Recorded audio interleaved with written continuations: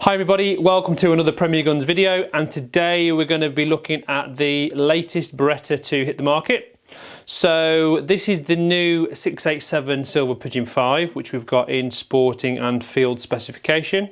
And to give you a little bit of a history, the 687 Silver Pigeon V, the original version, which I've got here, was launched 2002, 2003-ish.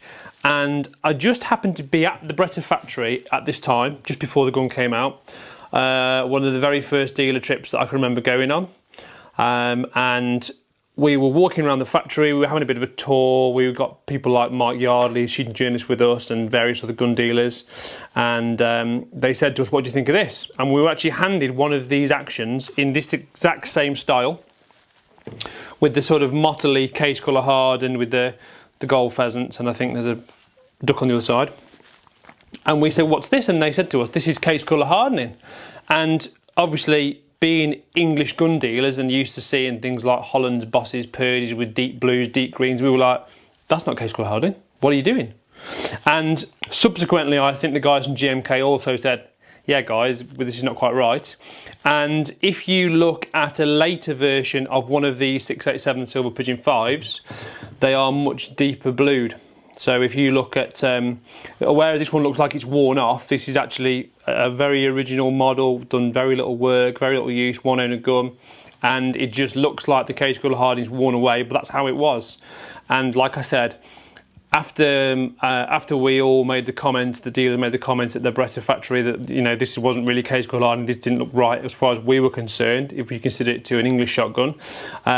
Later on, if you look at a later one, they are a lot deeper blue, there's a lot of lustre in the colours, and that's a little bit of history for you about the Silver Pigeon V. So, the Silver Pigeon V, when it first came out, was the very top end of the box lock Silver Pigeon range. So 680 series action, which we all know and love, supremely reliable, supremely durable, and at the time you could buy sort of a standard Silver Pigeon S, I think it was at the time, which is the sort of nickel with a bit of scroll on it.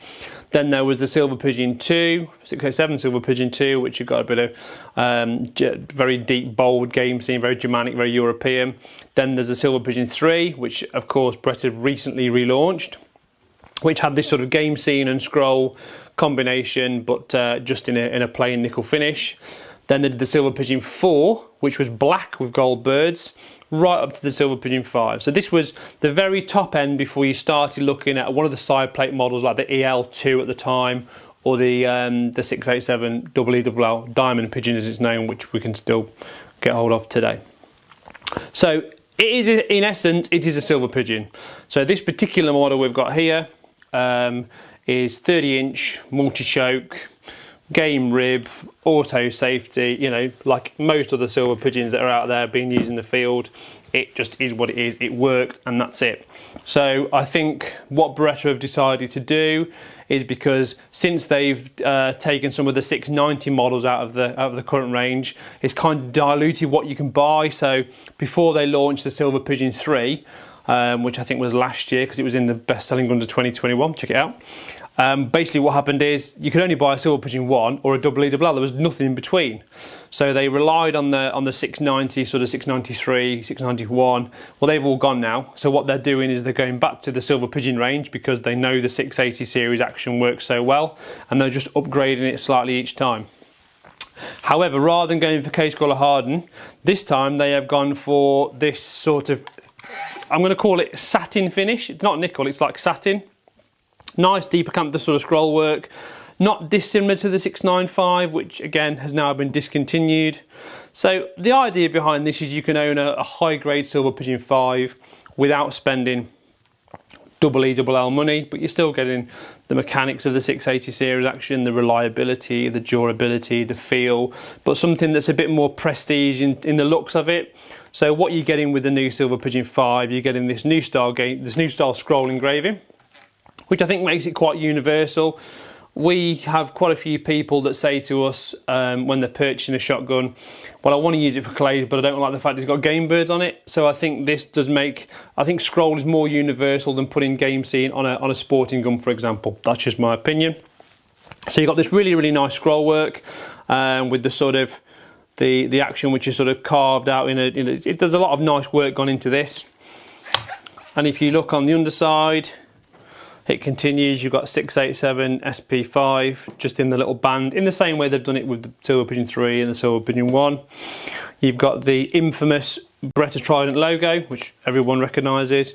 Bit of scroll on the trigger guard. This is a sporting one, so it's got a gold fixed trigger, and bit of engraving on the fore-end iron as well. So it is essentially just a top grade Silver Pigeon. They've put this extremely nice. This is the sporting gun I've got here.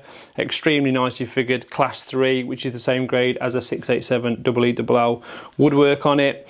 They've reverted back to the original checkering. If you look at the early Silver Pigeon 5 and then this one, they've actually got the same checkering on both the stock and the fore-end, which is this laser checkering with sort of the rounded corners, which, to be fair, I like. I think it's good. Personally, I would have probably put a Schnabel fore-end on the Sporter, but that's just me. I think if you've got a gun that's potentially going to be a crossover for game and clay, I think they look better with a Schnabel fore-end. Whether you agree or not, I suppose, is down to you. So with this being a sporting one, it's got opti-bore barrels, ventilated, with Optima HP chokes. These are extended, but of course you can buy them in flush. And as you would expect, this gun is superior steel shot proof. So you've got the fleur-de-lis stamp and also the CIP. So obviously, with steel being at the forefront of a lot of people's mind, this is a gun that you can buy, which is going to, probably move forward with all the sort of legislation we're expected to face in the next 4, 5, 6 years, whatever. So steel shot proofed, multi-choke. I mentioned their extended chokes. The rib is standard Beretta tackle, which is 10x8 tapered on a Sporter. Non-adjustable trigger. And in terms of where this gun is marketed, I would say it was a direct competitor to your grade 5 Miracous. More so MK38s, because of course they do a sporting model, which is similar kind of money.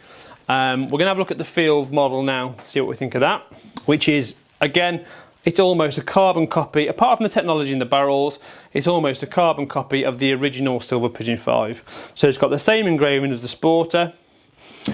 The stock dimensions, although they are, I think, believed supposed to be the same, I think they will be a little bit lower, a little bit less wood in the field stock, which is what you tend to find. Narrow game rib, 30-inch barrels, auto safe, steel shot proof, and let's not forget that in terms of durability, you won't beat a Beretta because they are such hard wearing. The barrels are manufactured from molychrome steel, which makes them rock hard, so you're quite safe with a Beretta. So same style fore-end, which is the rounded game fore-end, which tends to be the norm now with the, pretty much the whole Silver Pigeon range. I think you can order one with a Schnabel, but as the standard specification goes, that is what you will get. Wooden butt plate, which again, you can replace it with one of the microcore recoil pads if you wish, depending on length of pull, how recoil sensitive you are, etc. And it's just a nice bit of kit. Everybody knows and loves the Silver Pigeon, so not everybody wants just to have a basic one, but they also don't want to spend EELL money.